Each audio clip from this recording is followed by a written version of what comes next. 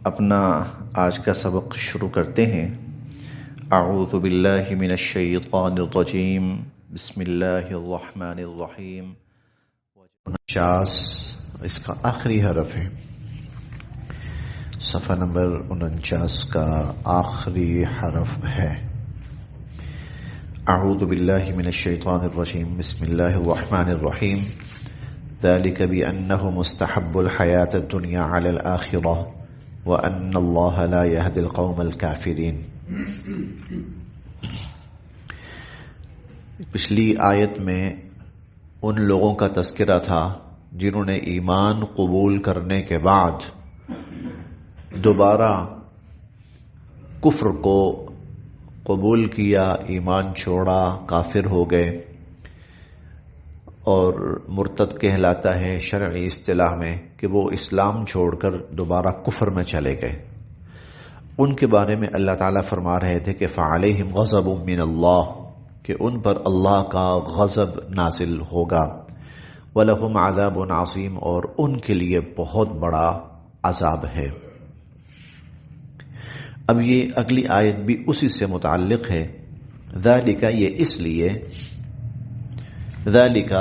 اس لیے بِأَنَّهُمْ، کہ بے شک انہوں نے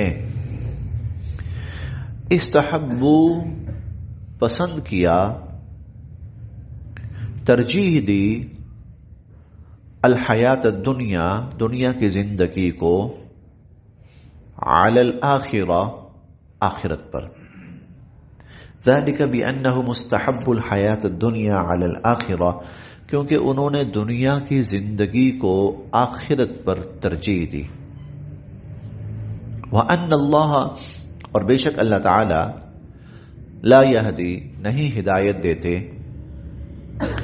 القوم الکافرین، کافر لوگوں کو۔ اللہ پھر ایسے کافر لوگوں کو ہدایت نہیں دیتے، کیونکہ ہدایت تو مل گئی، ایمان قبول کر لیا، اب دنیا کے کسی منافع، دنیا کے کسی مفاد، دنیا کے کسی منصب کی وجہ سے یا دنیا کے کسی لالچ میں آ کر اس نے اسلام چھوڑ دیا، اس نے دوبارہ کفر قبول کر لیا اور اختیار کر لیا، تو یہ وہ لوگ ہیں کہ جنہوں نے دنیا کی زندگی کو ترجیح دی آخرت پر، تو اللہ پھر ایسے کافروں کو پھر ہدایت نہیں دیتے۔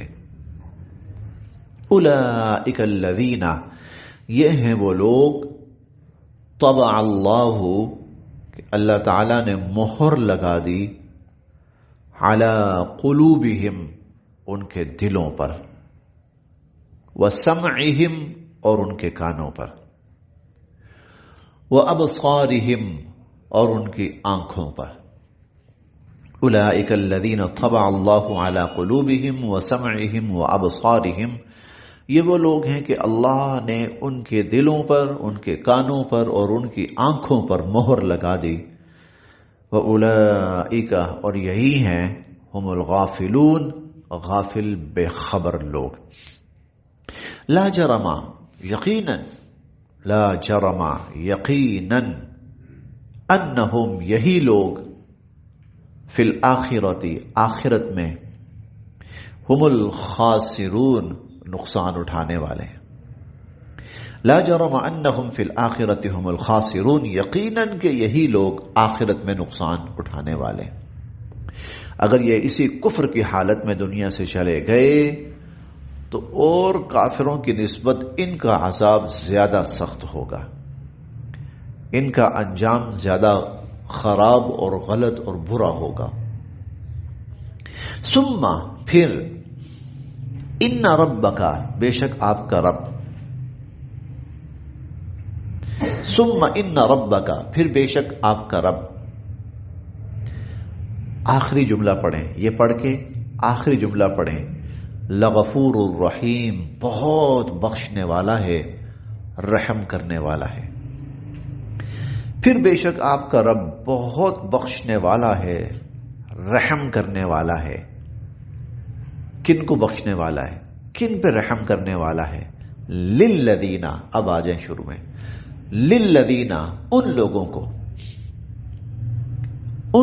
کو ہاجروا، جنہوں نے ہجرت کی، من بعد اس کے بعد، ما فتنوا جبکہ وہ فتنے میں مبتلا ہو گئے تھے، وہ فتنے میں مبتلا ہو گئے تھے، اور فتنے میں مبتلا ہونے کے بعد جن لوگوں نے ہجرت کی، ثم جاہدوا پھر انہوں نے جہاد کیا، وصبروا اور وہ اپنے دین پر پھر قائم رہے، ان ربک تو بے شک آپ کا پروردگار، من بعدها اس کے بعد، لغفور الرحیم بہت بخشنے والا ہے، رحم کرنے والا ہے۔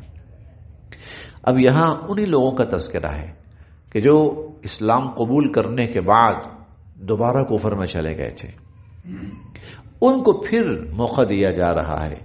اگر یہ لوگ یہ جو فتنے میں مبتلا ہو گئے تھے، اس کے بعد اگر یہ راہ راست پہ آ جائیں، اگر یہ ایمان قبول کر لیں، اگر یہ ہجرت کریں، اگر یہ جہاد کریں، اگر یہ اپنے دین پر قائم رہیں، تو جو غلطی کوتاہی ہو گئی، ان ربک من بعدها لغفور الرحیم، اس غلطی کوتاہی کے بعد ان کا رب بہت بخشنے والا، رحم فرمانے والا ہے۔ یوم اس دن، یعنی اللہ کی خاص الخاص مغفرت اور رحمت اور بخشش، اس کا ظہور اس دن ہوگا، یوم جس دن، تأتی آئے گا، کل نفس ہر شخص، تجادلو وہ بحث کرے گا، عن نفسها اپنے بارے میں، یہ لفظی معنی ہے، تجادلو عن نفسها کہ وہ اپنے بارے میں بحث کرے گا، یہ لفظی معنی ہے، جدال سے ہے، بحث و مباحثہ، لیکن اس کا اگر مفہومی معنی جس سے مفہوم بڑا واضح ہو جاتا ہے، وہ ہے تجادل عن نفسها جو اپنا مقدمہ خود لڑے گا، اپنا مقدمہ خود لڑے گا۔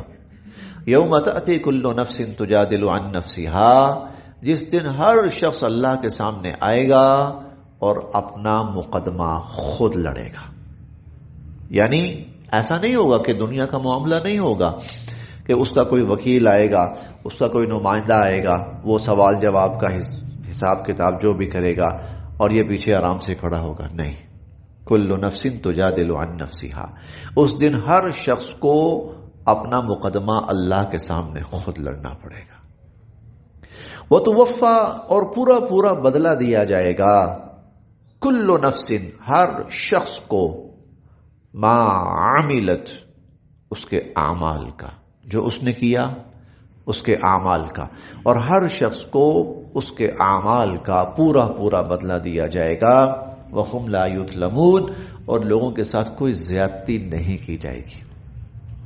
یہ بہت ہی قرآن کریم کی ہلا دینے والی آیات میں سے ایک آیت ہے، کل نفس تجادل عن نفسها، کہ ہر شخص کو اللہ کے سامنے کھڑا ہونا ہے اور کھڑا ہو کے حساب دینا ہے، کھڑا ہو کر حساب دینا ہے۔ ایک دفعہ ہر شخص آئے گا، ایک دفعہ ہر شخص اللہ کے سامنے آئے گا، اسے اللہ کے سامنے کھڑا ہونا پڑے گا۔ اسی کو قرآن کریم نے من خاف مقام ربہ کہا، جو اپنے رب کے سامنے کھڑے ہونے سے ڈر گیا۔ اسی کو قرآن کریم نے لقاء ربہ بھی کہا ہے کہ اپنے رب کی ملاقات ہے، اپنے رب سے ملنا ہے، اپنے رب کو دیکھنا ہے۔ یہ مختلف عنوان قرآن کریم نے، لیکن یہ وہ کیفیت ہوگی جب ہر شخص کو اللہ کے سامنے کھڑا ہونا ہے۔ اور ایک حدیث مبارکہ میں آتا ہے کہ لا تزول قدم عبد حتى يسأل عن خمس، کوئی شخص اللہ کے سامنے سے ہل نہیں سکے گا جب تک اس سے 5 سوالات نہ کر لیے جائیں، اور جب تک وہ 5 سوالات کے جوابات نہیں دے دے گا۔ تجادل عن نفسها، ہر شخص کو اللہ کے سامنے اپنا مقدمہ خود لڑنا ہے۔ وتوفى كل نفس ما كسبت ما عملت، اور ہر شخص کو اس کے اعمال کا پورا پورا بدلہ دیا جائے گا، وهم لا يظلمون اور ان کے ساتھ کوئی زیادتی نہیں کی جائے گی۔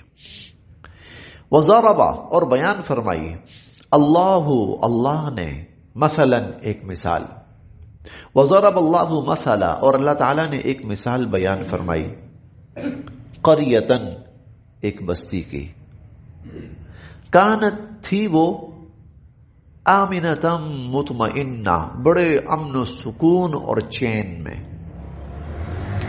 بڑے امن و سکون اور چین میں تھی۔ آمینہ، مطمئنہ۔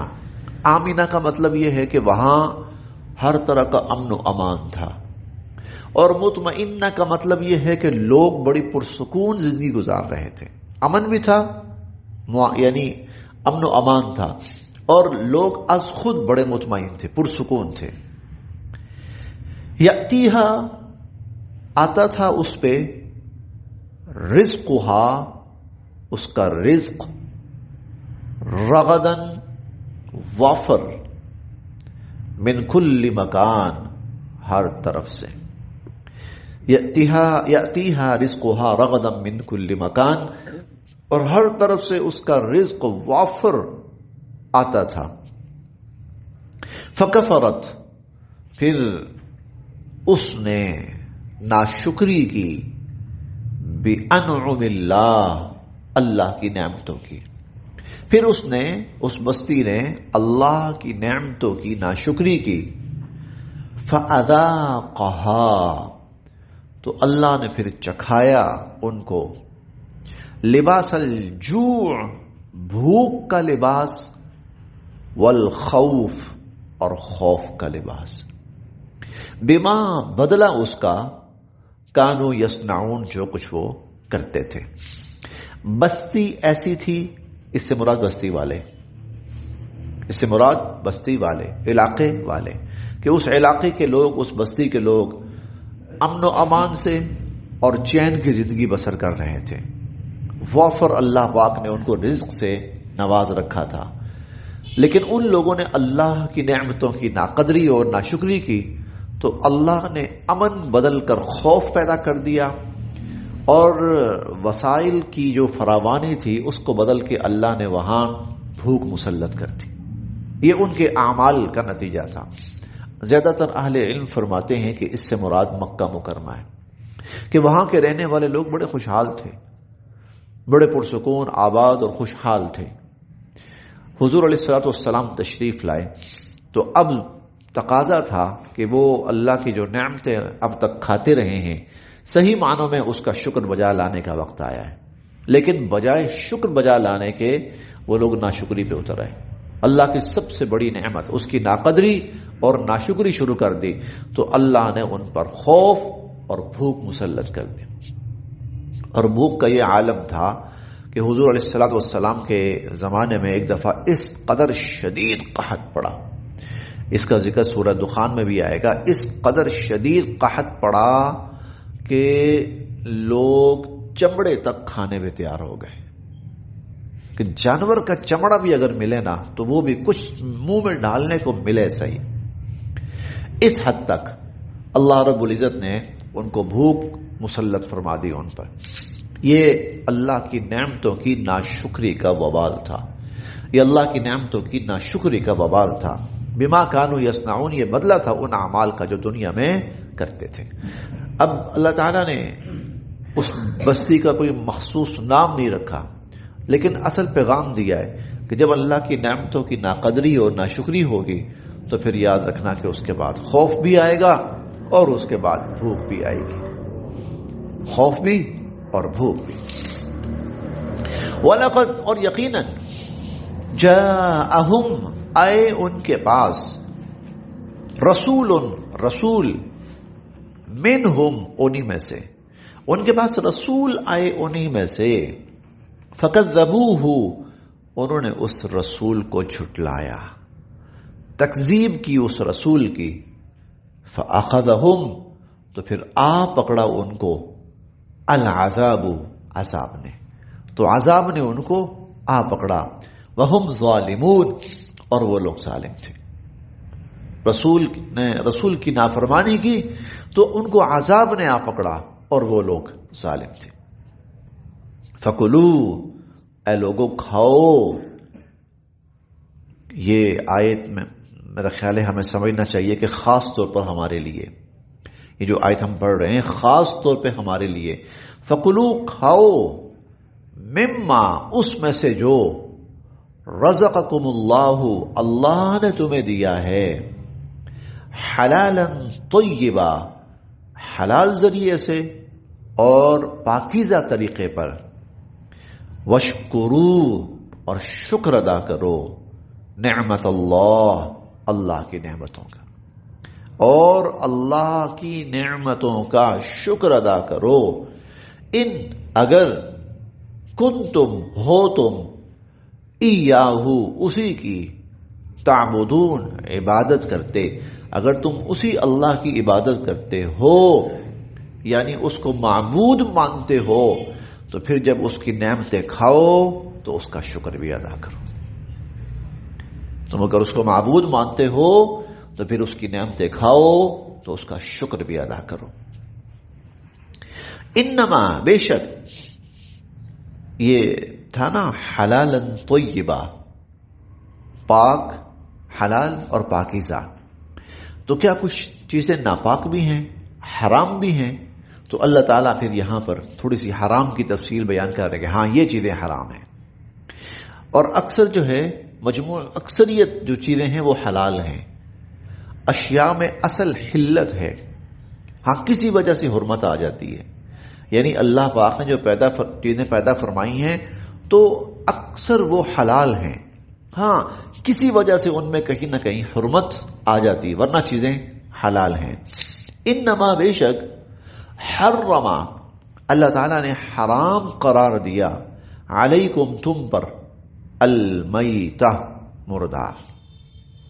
مردار کو اللہ رب العزت نے تم پر حرام قرار دیا یعنی مردار ایسا جانور جس کو شرعی طریقے پر ذبح نہ کیا جائے یا نہ کیا جا سکا یا تو بالکل ذبح نہیں کیا جا سکا مر گیا یا اس کو ذبح کیا گیا اللہ تعالیٰ کے بتائے ہوئے طریقے کے برعکس یہ سب مردار میں آتے ہیں. والدم اور بہتا ہوا خون ولحم الخنزیر اور خنزیر کا گوشت وما اور وہ جانور اہلا جسے ذبح کیا گیا لغیر اللہ بھی اللہ کے غیر کے لیے اللہ کے غیر کے لیے جس کو ذبح کیا گیا جس کو ذبح کرتے وقت اللہ کے سوا کسی غیر کا نام اس پر لیا گیا یہ حرام ہے. یہ چار چیزیں اللہ نے حرام قرار دی مردار خون خنزیر اور غیر اللہ کے نام پر ذبح کیا ہوا.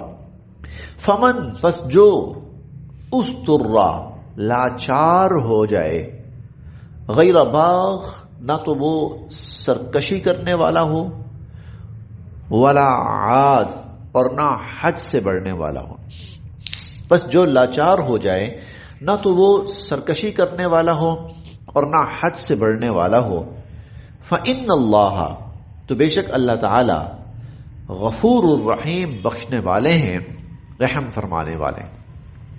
اس جملے کا مطلب یہ ہے ایسے یہ پہلے بھی گزر چکا ہے بلکہ جہاں جہاں پر بھی اللہ رب العزت نے ان حرام چیزوں کا ذکر کیا وہاں یہ بات ضرور آئی ہے. وہ یہ کہ اگر کوئی شخص بھوک سے لاچار ہو جائے فقر و فاقہ سے لاچار ہو جائے اور اس کے پاس کھانے کے لیے کوئی حلال چیز نہ ہو ہے تو حرام ہے. ان حرام چاروں میں سے کوئی حرام چیز ہے اور اگر نہیں کھاتا تو وہ مر جائے گا. وہ اس حد تک پہنچ چکا ہے مفلسی یا غربت یا بھوک لاچاری کی بنا پر. تو اللہ تعالیٰ فرماتے ہیں کہ وہ اگر اس حرام میں سے بھی کچھ کھا لے تو اللہ پاک انشاءاللہ اس کو بخش دیں گے اس پر رحم فرمائیں گے اس کو معاف فرما دیں گے. اللہ پاک اس پر اس کو سزا نہیں دیں گے اس کا مواخذہ نہیں فرمائیں گے. اللہ پاک اس کو بخشنے والے ہیں رحم فرمانے والے ہیں. لیکن فرمایا دو شرائط کے ساتھ غیر باغ ولا عاد بغاوت کرنے والا نہ ہو سرکشی کرنے والا نہ ہو. بغاوت کیا ہے؟ بغاوت یہ ہے کہ میں کسی حلال حرام کو نہیں مانتا میں کسی حلال حرام کو نہیں مانتا یعنی اس وقت بھی جب وہ لاچار ہے پھر بھی وہ حلال حرام کا تصور رکھتا ہے پھر بھی مانتا ہے بغاوت کیا ہے؟ میں کسی حلال حرام کو نہیں مانتا، جو میرا دل کرے گا میں کروں گا، نمبر 1۔ اور عادن سرکشی کیا ہے؟ چلو جی اب تو کھلی چھوٹ مل گئی، کھاؤ، ذخیرہ کرو، اسٹاک کرو، ساتھ بھی لے جاؤ، نہیں، صرف اس حد تک کہ میری جان بچ جائے۔ اگر اس حد تک اس کو حرام سمجھتے ہوئے لاچاری کی بنا پر بقدر جان بچانے کی بقدر وہ حرام کھا لیتا ہے، مردار میں سے یا خون میں سے یا خنزیر میں سے یا غیر اللہ کے نام پر ذبح کیے ہوئے میں سے اگر وہ اتنا کھا لیتا ہے فإن اللہ غفور الرحیم، اللہ پاک اس کو بخشنے والے ہیں اور رحم فرمانے والے ہیں۔ ولا تقولوا، اور نہ کہو لما تصفو، جو بیان کرتی پھر رہی ہیں، السنتکم، تمہاری زبانیں، الکذب، جھوٹ، جو جھوٹ تمہاری زبانیں بولتی پھر رہی ہیں نا وہ جھوٹ نہ بولو۔ اور وہ کیا کہ ھذا حلال، کہ یہ حلال ہے، وھذا حرام، اور یہ حرام ہے، اپنی طرف سے کہ یہ فلاں چیز حلال ہے اور یہ فلاں چیز حرام ہے۔ یہ ہم پڑھ کے آئے ہیں 8ویں پارے میں، 7ویں پارے میں اور 8ویں پارے میں، وہاں ہم تفصیل کے ساتھ پڑھ کے آئے ہیں۔ ہم نے پڑھا تھا ما جعل اللہ من بحیرۃ ولا سائبۃ ولا وصیلۃ ولا حام، یہ 4 جانوروں کا ذکر ہم نے پڑھا تھا کہ مشرکین کہتے تھے یہ حرام ہے، یہ حرام ہے، تو اللہ تعالیٰ نے فرمایا کس نے کہا حرام ہے؟ کس نے کہا حرام ہے؟ تو اپنی زبانوں سے جھوٹ بولتے ہوئے نہ پھرو کہ یہ حلال ہے یہ حرام ہے۔ پھر 8ویں بارے میں ہم نے پڑھا تھا، وہ کہتے تھے کہ یہ فلاں جانور، یہ جو فلاں جانور ہے، حرمت ظہورھا، ان کے اوپر سفر کرنا، سواری کرنا حرام ہے۔ تو اللہ تعالیٰ فرماتے ہیں کس نے کہا ہے؟ پھر ہم نے وہاں یہ بھی پڑھا تھا خالصۃ لذکورنا ومحرم علی ازواجنا، وہ کہتے تھے کہ یہ فلاں فلاں جانور جو ہیں یہ ہمارے مردوں کے لیے حلال ہیں، عورتوں کے لیے حرام ہیں، مردوں کے لیے حلال ہیں، عورتوں کے لیے حلال ہیں، حرام ہیں۔ یہ وہ سب وہ باتیں تھیں جو انہوں نے اپنی طرف سے گھڑی ہوئی تھیں، اور جن کو اللہ کو چھوڑ کر غیر کے نام پر ذبح کرتے تھے اس کو کہتے تھے حلال ہے، اس کو حلال کہتے تھے۔ تو ولا تقولوا لما تصف السنتکم الکذب، اور تمہاری زبانیں جو جھوٹ بیان کر رہی ہیں یہ نہ بولو کہ ھذا حلال وھذا حرام، کہ یہ حلال ہے اور یہ حرام ہے، لتفتروا علی اللہ الکذب، تم تو اللہ پہ جھوٹے الزام لگا رہے ہو، لتفتروا علی اللہ الکذب، تم تو اللہ پہ جھوٹے الزام لگا رہے ہو۔ ان الذین، بے شک وہ لوگ، یفترون، جو الزام لگاتے ہیں، علی اللہ، اللہ پر، الکذب، جھوٹا، جو لوگ اللہ پہ جھوٹا الزام لگاتے ہیں، جھوٹی بات اللہ کی طرف منسوب کرتے ہیں، لا یفلحون، اللہ انہیں کبھی کامیاب نہیں فرمائیں گے۔ متاع قلیل، یہ دنیا کا تھوڑا سا ساز و سامان ہے، وَلَهُمْ عَذَابٌ علیم، اور ایسے لوگوں کے لیے پھر دردناک عذاب ہے۔ متاع قلیل، یہ دنیا کا چند روزہ ساز و سامان ہے، اور ایسے لوگوں کے لیے پھر دردناک عذاب ہے۔ بس